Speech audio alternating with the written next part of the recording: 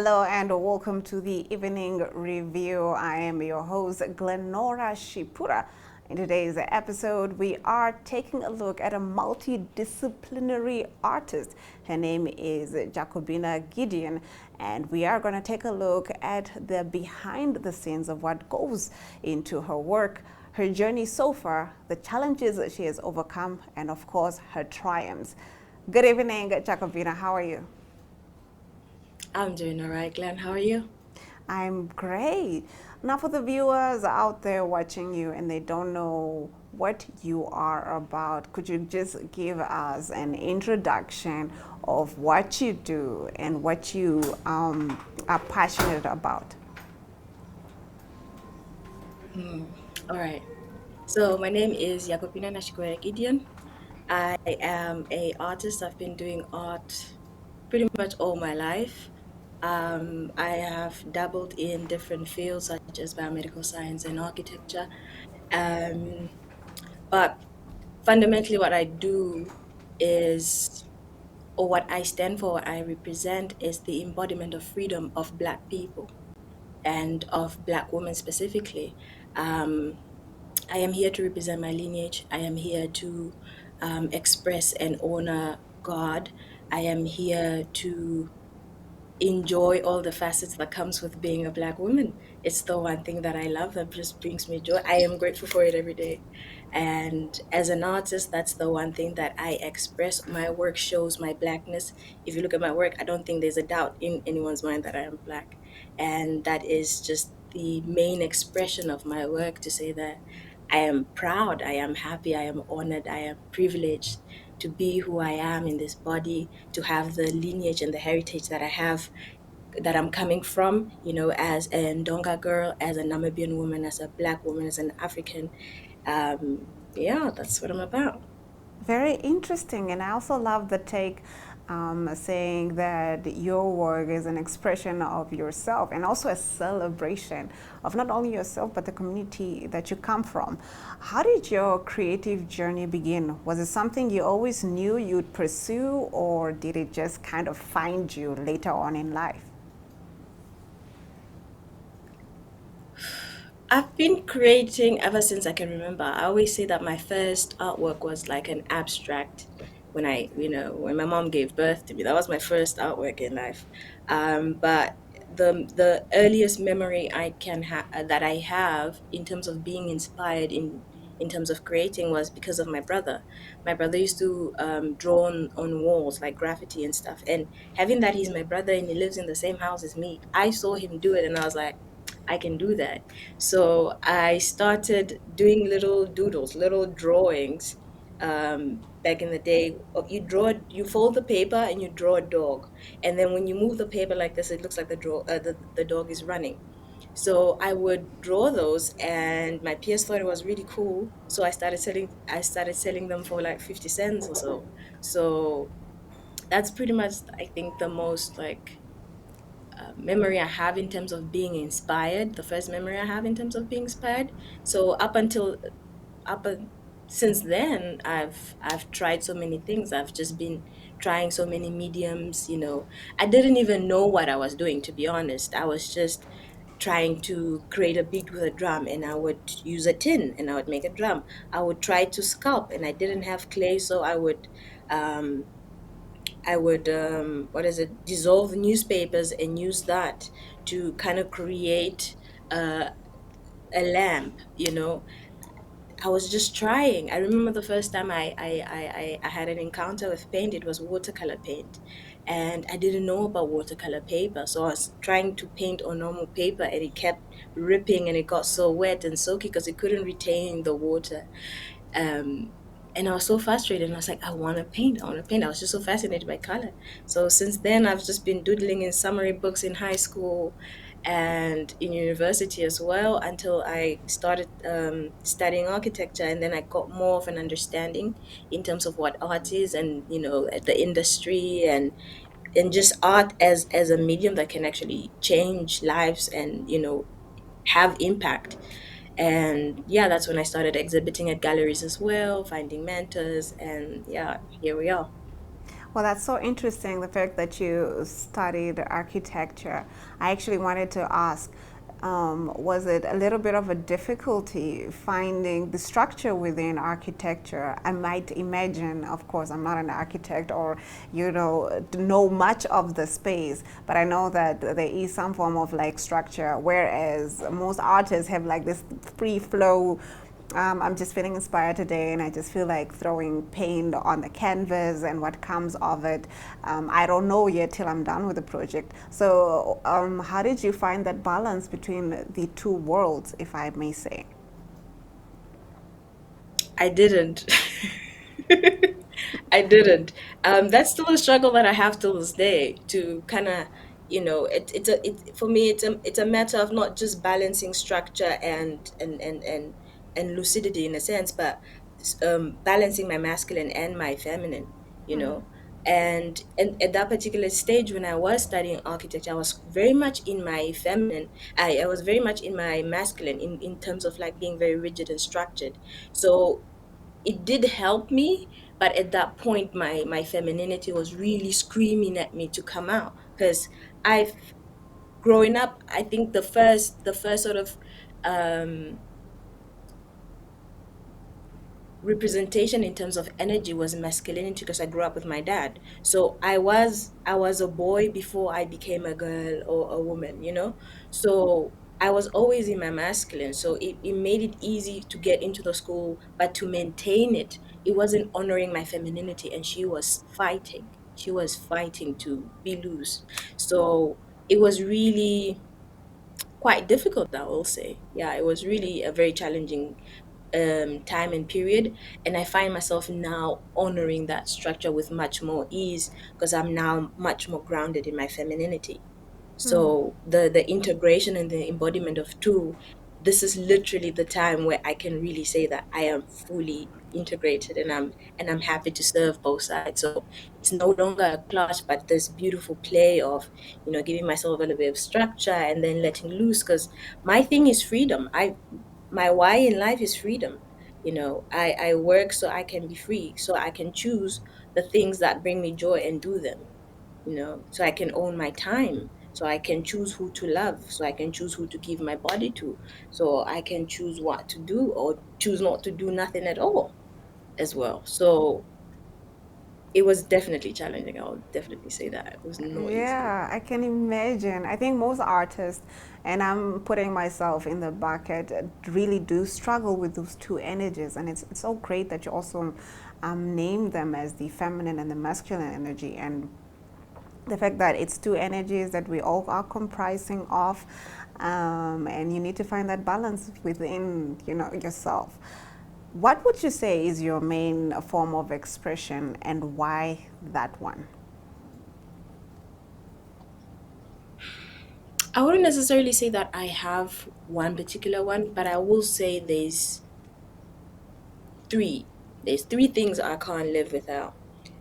Painting, my work grounds me, it keeps me at ease. And as someone that's fim- I'm very whimsical. I'm in the air. I'm free. I'm very free spirited. I'm all over the place. So my work allows me to ground myself, to sit still. So the dots, the practice in my work, which I do, is like a lot of dots. So that repetition really keeps me grounded, and it keeps me, it appeases the part of my brain that requires that detail, right? And then the other thing is dancing. That's the part where I now really allow myself to ascend, because that's just pure joy oozing out of me. So I'm in the energy. I'm in the flow. I'm in my true essence. The expression not only of myself but also of my lineage. Dancing, expressing the rhythm, the vibe, the energy. That also, that's the second one. And then sort of the in between is a walk in nature. I cannot do without a walk in nature. I literally die without a walk in nature. And that just kind of phases me in life. It just allows me to have a little bit of a pause, have a little bit of a walk. Sometimes I do a little bit of a jog. So whatever I feel, whenever I feel it, my walk is my medicine, and it just gives me everything that I need to be grounded. So those are my three doctors. Well, those three must have definitely do sound very inspiring. And we are still in conversation with Jakobina, but first a quick ad break. Life is unpredictable, and one needs to be protected against any eventuality. Get Santam legal access from as little as 50 Namibian dollars a month for when you find yourself in need of legal representation due to civil cases, criminal prosecution, and family matters such as divorce, child maintenance, and custody. It also covers labor disputes, disciplinary hearings, and unfair dismissal or retrenchment. With Santam Legal Access, you'll receive free legal advice on almost every legal aspect, whether the specific matter is covered by your policy or not. For true peace of mind and legal protection when you need it most, call us on 061 292 8000. Santam. This is freedom.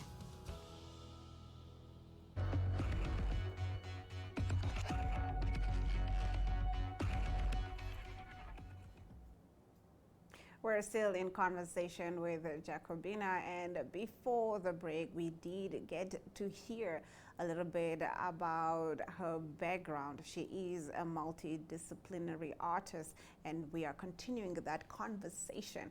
Now, Jakobina, I would actually like to move on to some of the process that you incorporate when you are creating. Walk us through your creative process. Where does an idea usually start for you?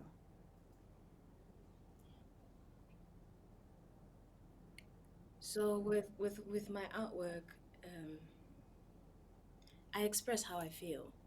I express what I ponder upon. I express my past experiences. I also express my sorrow and my pain. And I it's my art is my medicine, and it is my honor, in terms of just being able to be alive to create. So an idea can come at me. I could be sleeping, and an idea says, "Wake up." And it could be 3 and I don't want to wake up, but I have to wake up because God called me. So I have to write the idea down, go back to bed, or I have to start the work and get it done, or when I'm tired and then I have to rest again. But the idea needs to come out and it's screaming at me. So there's many there's a lot of information.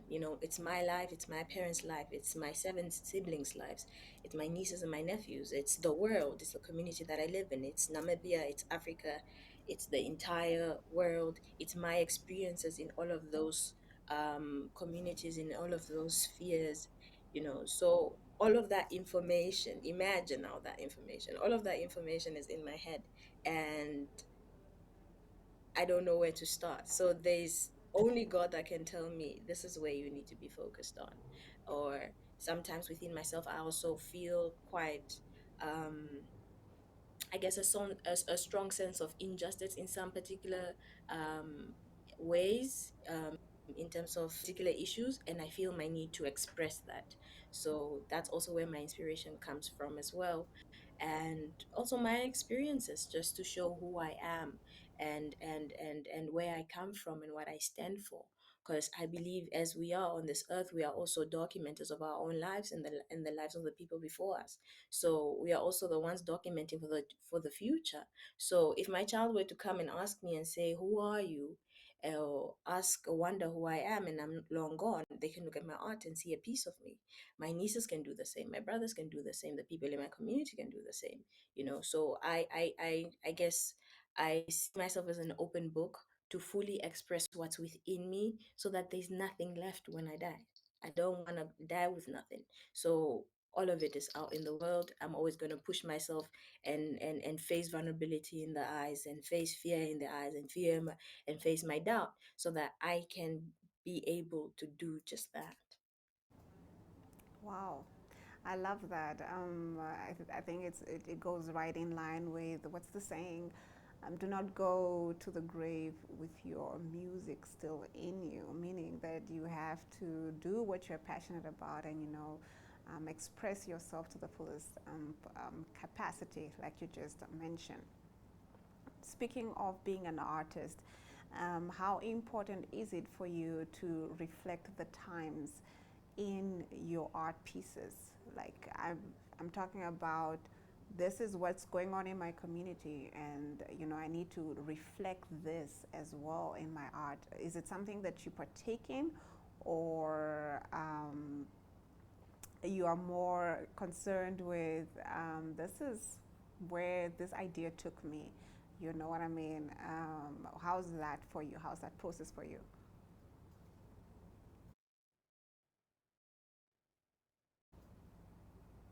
Jacobina, can you hear us?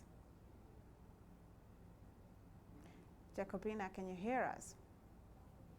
We're gonna go for a quick commercial break before we return. Wild and free, wild and free. So it feels so sweet, makes me feel like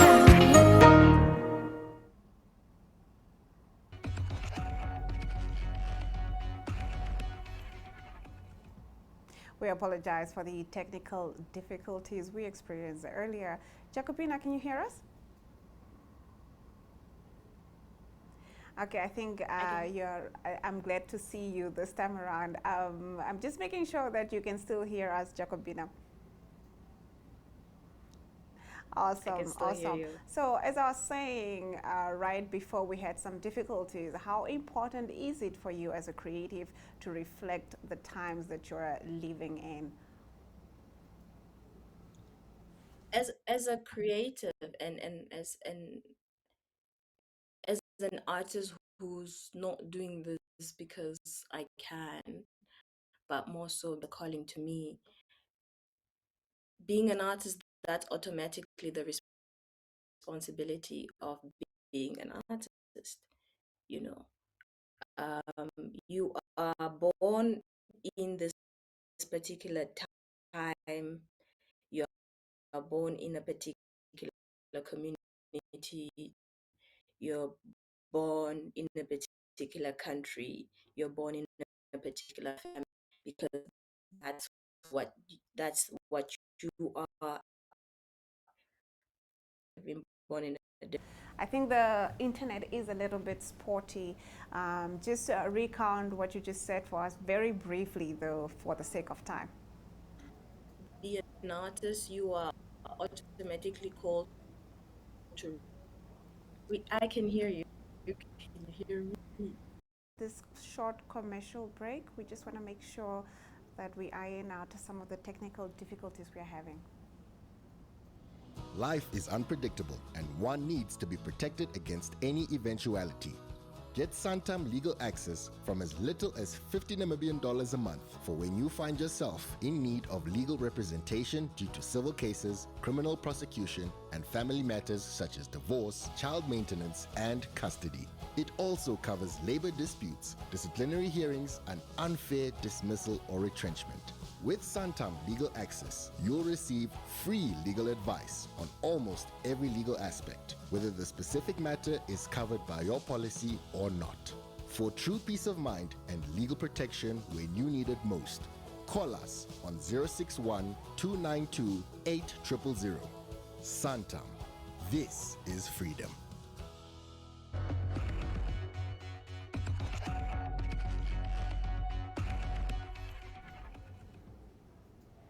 This is the evening review, and we are still in a conversation with Jakobina, a multidisciplinary artist from Namibia. We were having some technical difficulties, but I think they should be ironed out by now. Jakobina, could we continue with what we were discussing before the break? The importance of reflecting the times as an artist. Yes, absolutely. As I was saying, um, having that I'm born in a particular time period, having that I am born in a particular community, in a particular um, family, in a particular clan, is already, what gives the responsibility to reflect those things. So that is very much evident in my work. My work expresses the fact that I am a Black woman in this modern society, trying to find my way. I am a woman that embodies my ancestral wisdom and trying to find the relevance of it in this modern society. I am a auntie in this society. Um, that is breaking generational curses so that I can fully embody love, peace, and freedom within myself and express that to the ones that are following me, right? So that is very much my work is very much reflected not just in my work, but it's a way of life for me. You know, there's no other way to live it but this. So it is it is 100%. It's the point of my art, you know. What are some of the challenges that you say you face, you would rather say that you face as a Namibian artist? Definitely having opportunities and having a, I'd say support, having a support system is the main thing that is lacking um, in Namibia, because it's art is not something that's taken serious. Art is seen as a hobby. Art is seen as something that people do when they fail. Art is seen as something that cool kids want to do, or kids that do drugs do. It has so many negative connotations, so it don't even take seriously enough, especially in the household. The government might be, in terms of the mentality and the thinking of especially the parents, I feel, in terms of encouraging our children to do this, they say, what is art? Why don't we do art? But then the main what we forget as especially the elders of this country, we should see how art has been a vital part of us as Black people and as Namibians. We are bring out cultural attire and all of our um, cultural artifacts when visitors come. But you forget that it's your grandmother that was a basket weaver sitting down under the tree for all of those years. You forget that it was your uncle that used to. They are artists. Your mother that makes mats, your aunt that sews. That's fashion. But we just say, oh, they're just a sewing. They're just someone that sews. It's a tailor. They're just someone that makes a basket. It's just grandmother being grandmother. But we fail to recognize the creativity in that. So we don't have we don't see you art, which is what I am um that's the gap that I to fulfill in terms of my business that I started called Nowarism. Nowarism is the embodiment and translating that in the current time. So how do we regain our pride and our sense of value as Black people? It's not in the future, It's not. I'm not buying in the notion of futurism. I'm buying in the notion of the now. You have that freedom right now. You have that value right now. You don't have to look for it nowhere. It's already within you. But how do we then bring it out so that you can see it and then hold yourself to that standard as well? Speaking of business, most artists, but I do stand to be corrected here, tend to struggle with balancing the business of art. How are you navigating that space? Like I said, this work for me is a calling. Honestly, there's no way I can't that I could possibly do this without help from God, plain and simple. So I find I like I said, I see so much missing because I've walked the path, so I know which steps are missing, so to say, right? And in having experienced that, it's clear to me that something needs to happen, because even if I have gone through this particular path, and I didn't have the help that I wish I had, why must I continue and let the ones coming before me feel the same, and have the same lack of support, have the same lack of understanding, have the same, lack of community, so that that that gap just automatically jolts me to bring about an action that actually helps annihilate those problems. So whether I want to, I don't want to be honest, I don't want to, but I have to. It's my responsibility to do so. And I'm honored. Awesome. Thank you so much. We have unfortunately run out of time, but this is definitely a much needed conversation and a conversation that I believe that we need to have over and over and over. Thank you so much, Jakobina, for your time. And that is all the time that we have for you on the evening review. From me, Glenora Shipura. Until next time.